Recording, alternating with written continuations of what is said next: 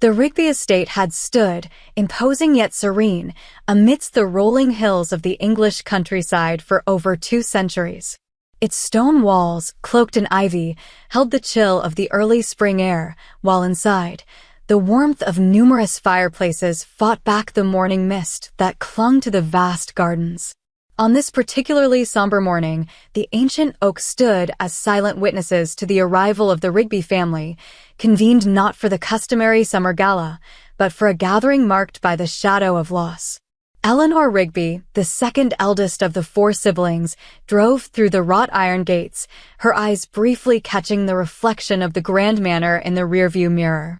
It was a sight both familiar and daunting, evoking memories of laughter-filled evenings and whispered secrets in dimly lit corners.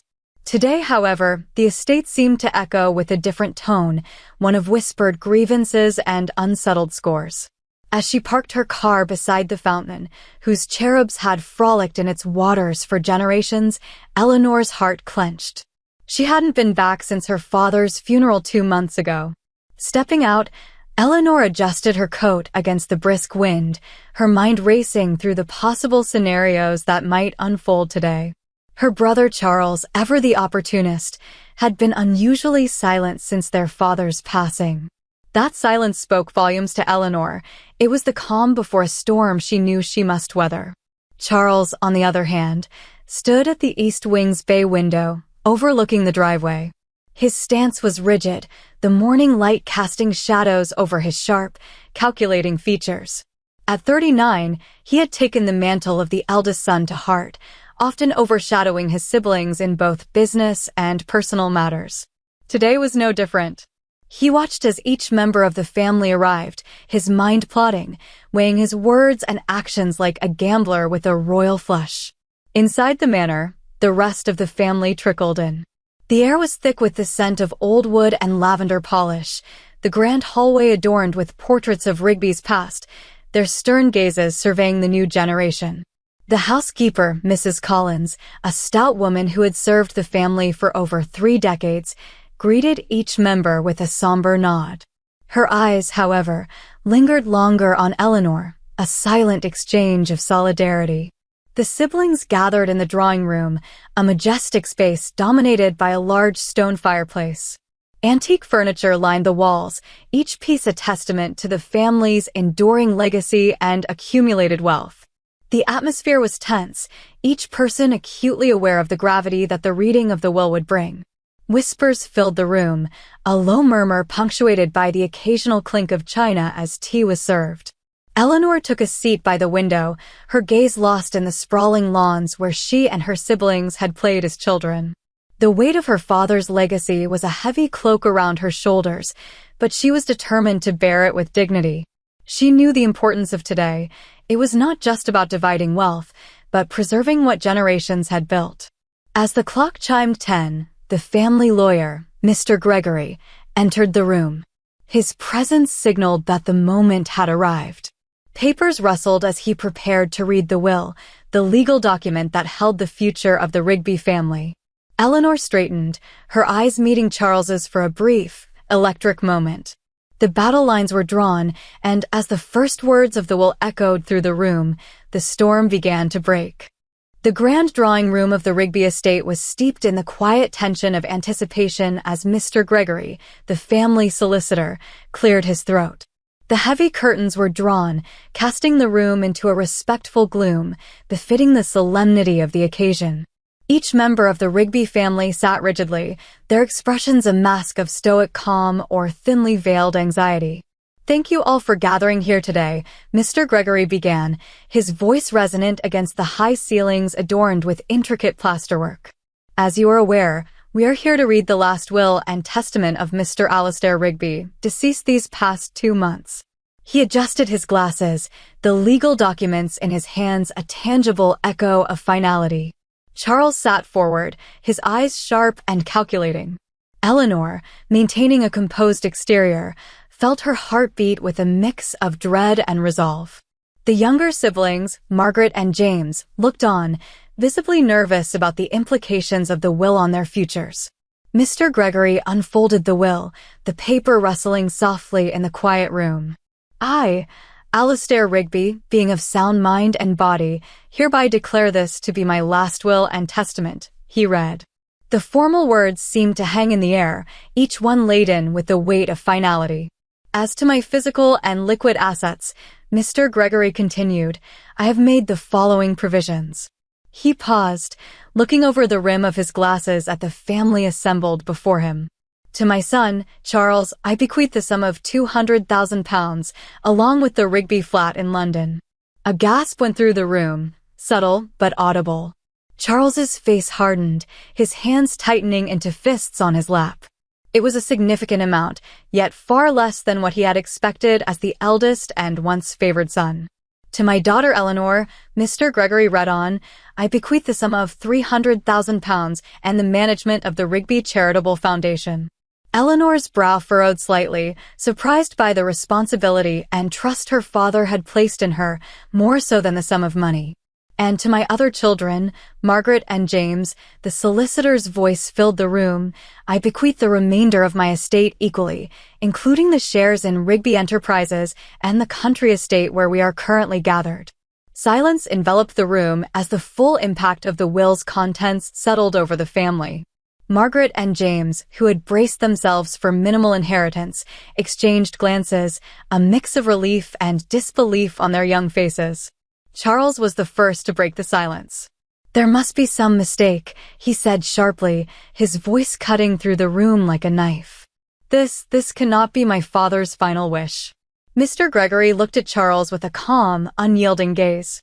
The will was drafted according to your father's explicit instructions, he stated, his tone brooking no argument. It was witnessed by myself and my associate, and it fulfills all legal requirements. Eleanor watched her brother, understanding the storm of emotions raging through him, anger, disbelief, perhaps even a sense of betrayal. She felt a twinge of sympathy but remained silent, her own mind racing through the possibilities of what had led her father to make such a decision. As the family absorbed the shock, the room felt suddenly too small, the air too thick. Charles stood abruptly, his chair scraping harshly against the ornate wooden floor. I will contest this, he declared, his voice resolute, eyes blazing. I will not accept it. The statement hung in the air, a challenge thrown down amidst the shadows of the drawing room. The stage was set, the players aligned, and as Mr. Gregory quietly folded the will, the battle lines were drawn not just for the inheritance, but for the soul of the Rigby family itself. In the days following the will reading, the Rigby estate transformed into a silent battlefield. Charles, seething with a blend of indignation and betrayal, retreated into the dark, oak-paneled study that had once been his father's sanctuary. The room was suffused with the scent of leather and old books, a testament to generations of Rigby men who had brooded over family legacies. Charles, however, was not lost in contemplation, but in calculation. His eyes, usually so commanding and sure, now flickered with the flame of desperation as he plotted his next moves. Eleanor, meanwhile, assumed the role of the calm after the storm. She moved through the halls of the estate with a serene grace, her mind as active as Charles's, but focused on preservation rather than conquest. Her conversations with the younger siblings, Margaret and James, were filled with reassurances and strategic advice. She knew her strength lay not just in the legal knowledge she wielded as a sword, but also in the unity of those who stood by her. As the sun dipped below the horizon one chilly evening, Charles summoned his allies to the study. Among them were his closest confidants from within the family business, men and women who had much to gain from his continued ascendancy. The golden glow of the desk lamp cast long shadows as Charles laid out his strategy. This will is not just unfair. It's irrational, Charles asserted, his voice a low growl. Our father was not in his right mind. We all know how manipulative Eleanor can be. Perhaps she influenced him more than we ever realized. His audience nodded, murmurs of agreement filling the room. They were all too aware of the stakes. Their own fortunes were indirectly tied to Charles's success. Plans were made, legal arguments drafted, and financial records subpoenaed. The night grew deep as conspiracies were woven like the tapestries that adorned the walls. Across the estate, In the conservatory where moonlight filtered through the glass roof and danced upon the orchids, Eleanor held a quieter meeting. Margaret and James sat with her, their faces illuminated by the soft light of a single lantern. They listened intently as Eleanor explained the legal implications of their father's will and the likely challenges ahead. "We must stand together," Eleanor urged, her voice both gentle and firm. "Charles will fight dirty, but we have the law and Dad's wishes on our side. Remember, he made these decisions for a reason." Margaret, usually so reticent, spoke up, her voice shaky but determined. "I can't believe Charles would go this far. It's like he's a different person." Eleanor reached across the small table, taking her sister's hands in hers. "Grief and greed can change a person. We need to be prepared for everything." As the meeting disbanded, the siblings felt a renewed sense of purpose, fortified by Eleanor's resolve and clarity. They understood that the coming days would test their bonds as a family. The estate, usually so staid, now thrummed with the undercurrents of impending conflict. Servants whispered in hallways, catching snippets of conversations, their loyalties as divided as the family they served. The atmosphere was charged, every glance and gesture laden with meaning. As dawn broke, casting a pale light over the dew-soaked lawns, Eleanor stood by her bedroom window, looking out over the estate. Her home, now an arena, required her to be both general and diplomat. She was ready to defend her father's last wishes, to fight for what she believed was right. But deep in her heart, a pang of sorrow lingered for the family unity that was perhaps the greatest casualty of all. Eleanor's journey through the labyrinthine hallways of the Rigby estate felt like a passage through time. Her footsteps echoed softly on the ancient wood floors, leading her to the seldom-used attic that housed the family archives. Here, amidst the musty scent of old paper and fading leather, lay the documented history of the Rigby lineage. Dust motes danced in the shafts of light that pierced the small attic windows, each speck a silent testament to the years gone by. As she rummaged through the piles of old legal documents, letters, and diaries, Eleanor sought to understand her father's mind in the days before his death. A particular leather-bound journal, embossed with her father's initials, caught her eye. Its pages, yellowed with age, contained the private thoughts of Alastair Rigby, penned in his meticulous hand. Here, amidst reflections and day-to-day musings, Eleanor hoped to find clues to the decision that had so fractured her family. Flipping through the pages, Eleanor paused as a particular entry from several months before her father's passing caught her attention. It read, "Charles's latest venture worries me deeply. The risks he takes could endanger not just his own future, but that of the entire estate. I have spoken to him, pleaded with him, but my words fall on deaf ears. He is blinded by ambition, a trait I once admired but now fear." This insight into her father's concerns was a revelation. It painted a picture of a man torn between paternal affection and the stewardship of his ancestors' legacy. Eleanor felt a pang of empathy for her father, understanding now the burden of his decisions. Further into the journal, another entry detailed a quiet afternoon her father had spent with Margaret and James, observing their simplicity and genuine love for the land and its heritage. Margaret and James see this estate not as a means to an end, but as a part of their soul. Perhaps in them, the true spirit of the Rigbys will endure. They do not seek to expand, only to preserve. These words solidified Eleanor's resolve. Her father's intentions were clear. He had sought to protect the estate from the reckless ambitions of Charles by entrusting it to those who valued it most. Armed with this newfound understanding, Eleanor knew what she must do next. She gathered the journal and several other pertinent documents and prepared to confront Charles. But first, she needed to share these revelations with Margaret and James. Later that day, in the quiet of the estate's old library, Eleanor met with her younger siblings. The room was a sanctuary of knowledge, its walls lined with books that had witnessed centuries of Rigby deliberations and decisions. As she relayed her father's fears and hopes, the gravity of their task became even more apparent to Margaret and James. Margaret, typically the more emotional of the siblings, was moved to tears. "He really was looking out for us, wasn't he?" she whispered, her voice thick with emotion. James, ever the pragmatist, nodded, his face set in a determined frown. We can't let Dad down. Charles needs to see reason, not just for our sake, but for the future of this estate. Eleanor closed the meeting with a call to unity. Tomorrow, I confront Charles. I'll show him Dad's words. Maybe, just maybe, he'll understand. That night, Eleanor lay awake, the journal by her bedside. The weight of her family's legacy pressed upon her, but so too did a sense of purpose. She was not just fighting for land or money, she was fighting to honor her father's last wish, to preserve the heart of the Rigby family for generations yet to come. The echoes of the past, captured in her father's handwriting, had given her a path forward, and she was ready to follow it, wherever it might lead.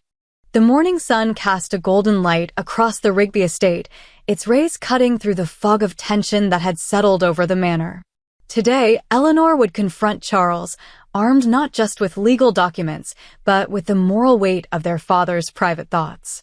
The library, with its towering bookcases and the scent of aged paper, would serve as the backdrop for this pivotal family meeting. Charles stood at the great window overlooking the south lawns, his posture rigid, every line of his body broadcasting defiance. The rest of the siblings had already gathered, forming a semicircle around the grand oak table that dominated the room. Margaret's hands were clasped tightly in her lap, betraying her anxiety, while James's expression was one of grim determination. As Eleanor entered, the room fell into a weighted silence. She carried herself with an air of quiet authority, her father's journal tucked under her arm like a shield. She took her place opposite Charles, laying the journal and other documents before her on the table. "Charles," she began, her voice clear and steady, "I understand your frustrations and your ambitions. But we need to consider the future of this estate and the family above all." Charles scoffed, his gaze cold. "And you think undermining my rightful inheritance protects our family?" Eleanor paused, allowing the tension to swell before she responded. "I think our father saw a potential threat to the estate's longevity and acted accordingly. He wrote extensively about his concerns." With a measured movement, Eleanor opened the journal to a marked page, sliding it across the table towards Charles. "Read this." "It's in his own words." Charles hesitated, his expression faltering as he glanced down at the open journal. The room held its breath as he read, his eyes flicking rapidly across the page. "This changes nothing," he said finally, his voice a mix of anger and something that sounded suspiciously like despair. "He was wrong." Eleanor sighed softly. "He was worried, Charles. He feared your ventures might risk more than just your own future, but that of the entire estate. This was his way of protecting it, through Margaret and James." Margaret finally spoke up, her voice small but firm. "We don't want to fight, Charles. We just want to honor Dad's wishes. Can't you see that?" Charles looked between his siblings, the hardness in his eyes battling with a dawning realization of his isolation. Eleanor watched him closely, her heart aching with a mix of sympathy and resolve. This was her brother, whom she had once admired and loved without reservation.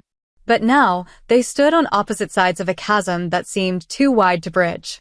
"It's not just about the money or the estate," James added, his tone conciliatory. "It's about us as a family. What are we, if not for each other?" Charles remained silent, his fingers drumming a soft, erratic beat on the oak table. The minutes stretched on, each one heavy with the weight of unspoken words and unresolved grievances. Finally, he stood, his chair scraping loudly against the floor.